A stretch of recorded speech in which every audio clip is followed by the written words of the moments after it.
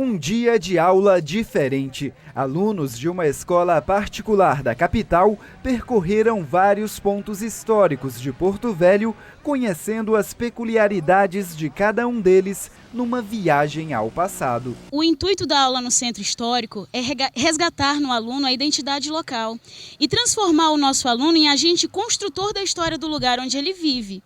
Também nós proporcionamos essa aula ao nosso aluno no Centro Histórico de Porto Velho porque ele pode encontrar a história da Amazônia na prova do Enem.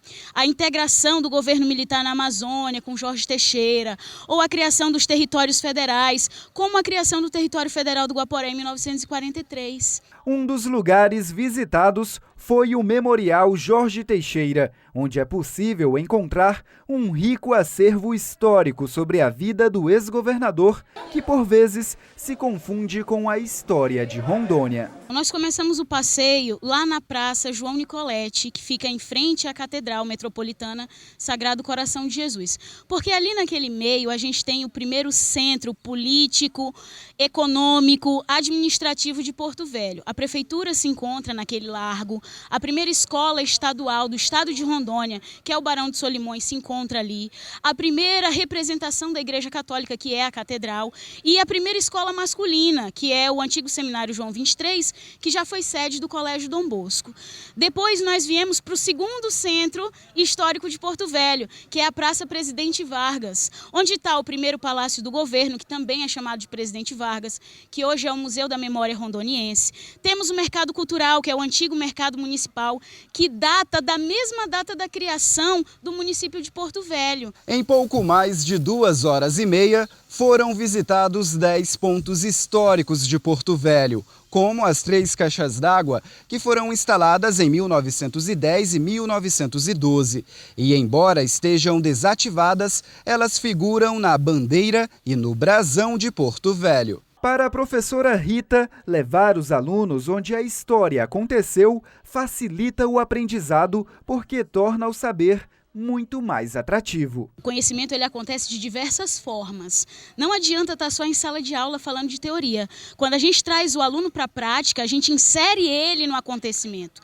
A gente mostra para ele o cenário real do acontecimento. Facilita muito o processo de aprendizagem. Torna-se mais instigante, né? Com certeza, com certeza. Interessante para o aluno. É justamente o que pensa a jovem Isabelle Cristine, que com exceção do forte calor, aprovou a aula em campo. Essa aula muito produtiva, sabe?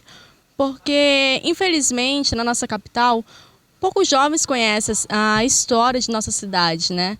Então, esse trabalho está sendo muito bom. É bem melhor do que aprender simplesmente numa sala de aula. Porque numa sala de aula só fica na teoria, mas quando a gente vem para o campo mesmo, aula de campo, a gente realmente adquire o conhecimento sobre aquele determinado local, sobre aquele determinada história, né? A gente adquire mais conhecimento na aula de campo do que mais na sala de aula. Apesar disso, o que chama a atenção dos alunos é o péssimo estado de alguns pontos históricos da capital, que, embora estejam numa área tombada como patrimônio histórico nacional, estão se perdendo com a ação do tempo e de vândalos. Infelizmente, o patrimônio histórico-cultural de Porto Velho ele é realmente muito abandonado pelo poder público. Mas o problema não é só o poder público. O maior problema é a população que não conhece e não respeita a sua história.